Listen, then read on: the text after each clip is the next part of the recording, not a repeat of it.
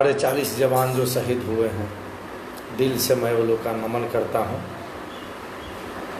आज पूरा देश एकजुट है। हमारे वीर जवानों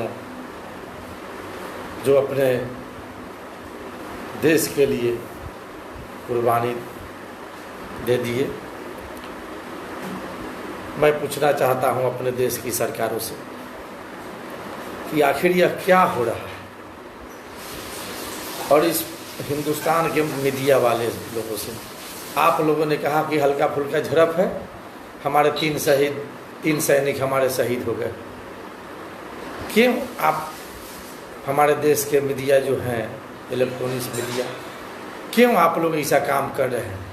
काहे देश को, एक तो देश को आप लोग आपस में लड़ा दिए, देश को बर्बाद कर दिया आप लोग।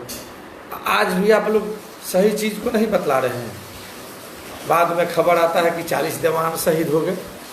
तो ये झड़प में 40 जवान कैसे शहीद हो जाएंगे? अभी टीवी चैनल पर आ रहा है कि 70 जवान गंभीर रूप से घायल हैं। तो देश को हकीकत आप लोग क्यों नहीं बतला रहे हैं? हमारे माननीय प्रधानमंत्री जी, इस दुख के घड़ी में मैं आपसे कुछ नहीं कहूँगा, देश पूरा साथ है, लेकिन आपका गृह मंत्री चुनावी भाषण कर रहे हैं, चुनाव की तैयारी कर रहे हैं। एक तो देश, दुनिया पूरा महामारी से लड़ रहा है, कोरोना से लड़ रहा है, और आप लोग अपने सरकार बनाने के लिए, अपने सरकार बचाने के लिए, अपने राज्यसभा उम्मीदवार को जिताने के लिए एक कूटनीति चल रहे हैं। कहाँ आप लोग देश को ले गए, ये अभी भी नहीं समझ आ रहा है, हैं? कहाँ गया आपका 36 इंच का सीना? मैं पूछना चाह रहा हूँ। अदनी बगल में नेपाल है, बतलाइए। आजू वहाँ के प्रधानमंत्री, वहाँ के फौज, हम लोग सीमा पर रहते हैं, नेपाल से सटे हुए सीमा रक्सौल है, पूर्वी चंपारण बिहार, बेटी रोटी का संबंध है। वो लोग आँख दिखाता है, गाली दे रहा है, हिंदुस्तान के झंडा को जला रहा है। हमारे विरोध में बतलाइए कि वहाँ पारित कर दिया गलत नक्शा को। बराबर आप कई बार जीतने के बाद आप नेपाल गए हैं। आखिर यह कौन ऐसा आप नीति अपनाए हैं कि हमारे जितने भी पड़ोसी मुल्क है वो सब हम लोगों से नाराज होते जा रहे हैं?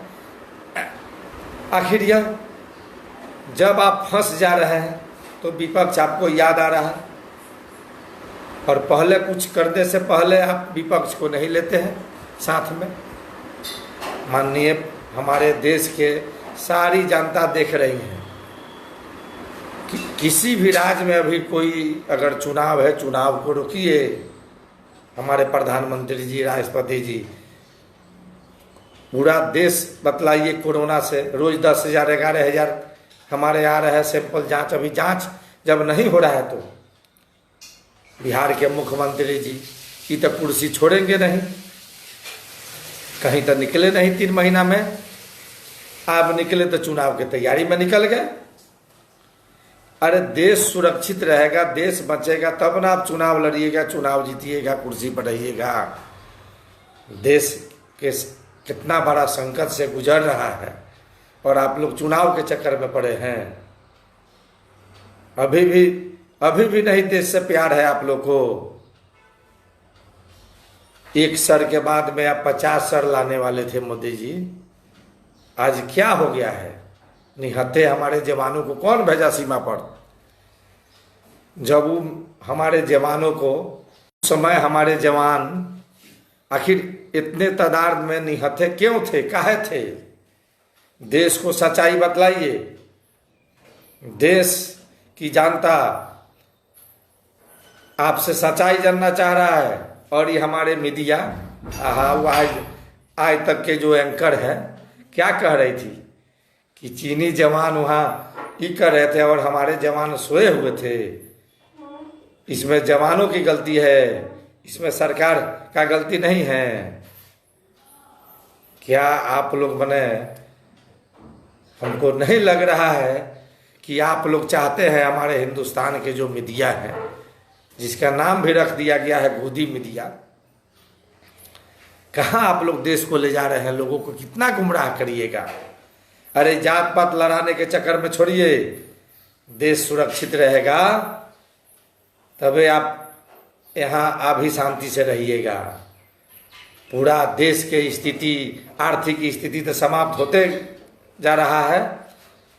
हमारे रोज तेल के तेल जो हमारे कच्चा तेल दिन पर दिन उसका गिरते जा रहा है मूल, और हमारे हिंदुस्तान के पेट्रोलियम मंत्री एक सप्ताह में 1.5 सप्ताह में कितना आप कीमत बढ़ा दिए।